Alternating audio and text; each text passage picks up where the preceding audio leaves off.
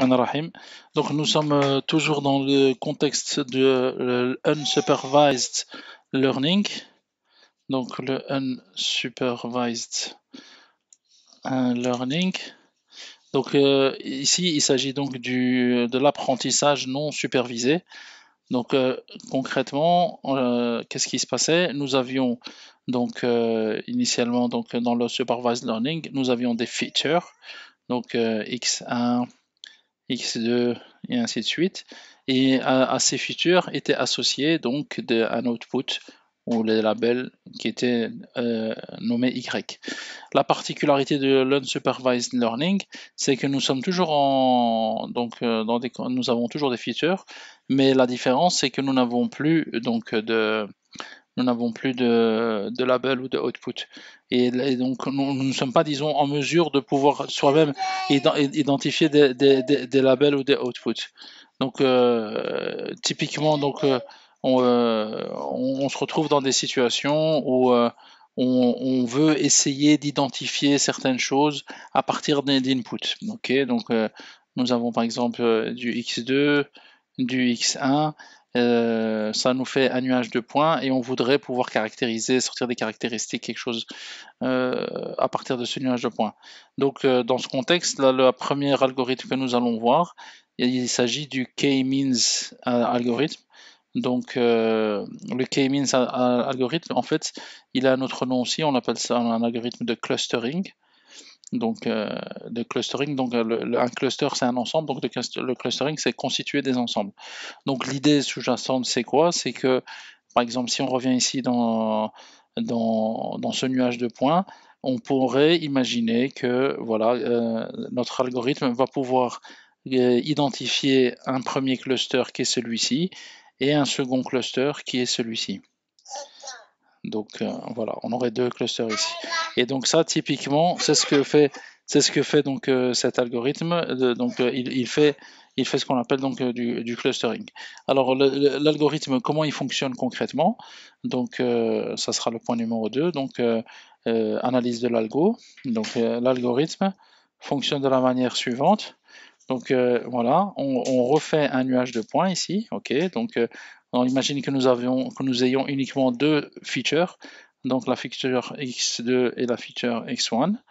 Et donc de ces deux features, imaginons nous avons un premier point, un second point, un troisième point, un quatrième point. Voilà, nous avons 4 points. Alors l'idée c'est que on se dit, on va partir du principe, l'hypothèse, on veut faire deux clusters. Donc nous allons d'abord, donc dans l'algorithme, dans une première phase, on va initier ces clusters, on va déposer des clusters, des centroïdes plutôt, pardon. Donc on a un premier centroïde qui est celui-ci, qui est en rose, et on a un second centroïde qui est celui-ci, qui est en vert. Ok, par exemple celui-ci. Donc il est déposé de manière totalement aléatoire et arbitraire, donc il n'y a pas de choix préalable. Ce qu'on fait, donc première phase, donc on pose ces centroïdes, donc on va mettre ça, on va noter 2.1 pour cette partie-là, donc voilà, 2.1 c'est initialisation. Derrière ça, donc maintenant, on va attaquer la seconde étape, la 2.2. Ça consiste en quoi? Ça consiste à regarder ça consiste à associer tous les points de notre nuage de points à certains centroïdes sur base de la distance. Donc concrètement, ça veut dire quoi? Donc on va regarder par exemple, on va regarder donc le point qui est ici. On va voir est-ce qu'il est le plus proche du centroïde rose ou bien du centroïde vert. On dit voilà, donc on voit à l'évidence qu'il est plus proche du centroïde rose, donc on va l'identifier comme faisant partie donc du cluster rose. Après, on vérifie ce point-ci. Est-ce qu'il est plus proche du rose ou du vert? Idem, on va considérer qu'il est plus proche du rose, donc on va l'identifier comme étant associé au cluster rose. Ici, pour ce point-ci, on voit qu'il est plus proche du vert, donc lui, il sera identifié comme étant proche du vert, et puis celui-ci aussi proche du vert. Une fois que ceci a été fait, donc dans notre algorithme, on passe à la troisième étape. Donc la troisième étape de l'algorithme, ça consiste à la troisième étape consiste à déplacer les centroïdes. Donc c'est le move des centroïdes. Donc on va les déplacer sur une nouvelle position. Donc comment on fait?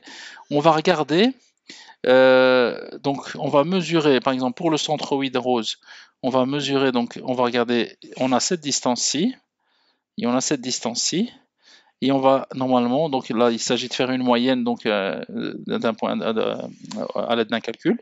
Donc la moyenne de cette distance et de cette distance devrait se retrouver quelque part par ici. Et donc ceci constituera la nouvelle position de notre centroïde rose. Après pour le vert, idem. On va mesurer donc cette distance et cette distance, et on va regarder la moyenne de ces distances où elle se trouve, et donc la nouvelle position sera ici. Et après, une fois que ceci est fait, on boucle, on recommence. On recommence, on va on va pas à la partie initialisation, on va directement à la partie 2.2 qui consiste à nouveau à associer, donc associer des points de notre dataset à nos différents centroïdes. Et donc, c'est comme ça que fonctionne cet algorithme. Et donc, à chaque itération, en fait, à partir d'un moment donné, l'algorithme converge et ça nous permet de constituer donc des clusters. Alors, un cas pratique, donc après la partie algo, alors on a le cas pratique, le use case, juste pour se faire une idée. Donc, un use case pratique, ça pourrait être un use case de ce type-ci. Donc, imaginons, donc, nous avons un nuage de points avec ici par exemple la taille des donc imaginons que ce sont des t-shirts, donc on a des tailles et on a je sais pas comment voilà, donc non pas, on va parler plutôt par exemple on a une taille et on a des âges, et sur base de ça, donc c'est juste à titre ce sont des exemples, hein, donc il faut pas c'est un travail d'imagination. Donc on peut se dire tiens voilà, on a un premier cluster ici qui constituera ce qu'on appellera des t-shirts de type small, ici des t-shirts de type large et ici des t-shirts de type extra large. Donc ça c'est par exemple typiquement un use case, mais on peut imaginer différents types de use cases. Donc, et on voit bien que donc à partir de ces clusters, on constitue des labels, on constitue des outputs. Donc ça veut dire quoi? Ça veut dire que maintenant ces données-ci, donc le small, le large et le XL, c'est ce qui constituera nos fameux des outputs qui auront été identifiés par notre algorithme. Donc sans que nous au préalable on les fournit à notre algorithme. À notre machine learning. Donc maintenant on a vu donc en quoi consistait donc le point 1, on a vu ce que c'était donc le k-means, on a vu la partie algo, on a vu la partie use case.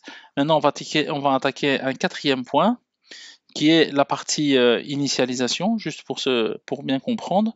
C'est qu'au départ, on a décidé ici de positionner aléatoirement, mais une des manières d'initialiser, c'est de prendre directement des positions existantes, donc de choisir des points aléatoires du nuage de points.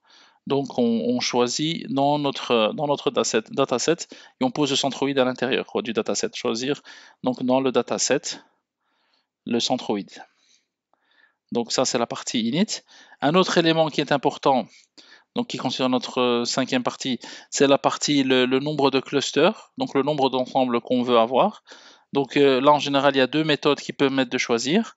C'est soit on décide de dire voilà, on va commencer à mesurer donc la notion de coût. Ouais, mais au préalable il faut que je pose un truc, excusez-moi.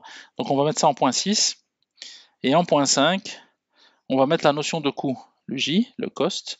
Donc ici, le cost qui est associé, donc qui est une métrique de cet algorithme, donc qui constituera une métrique, ça sera la somme des xi, donc de nos, donc c'est la somme de nos, donc des items de notre dataset, moins les mu i.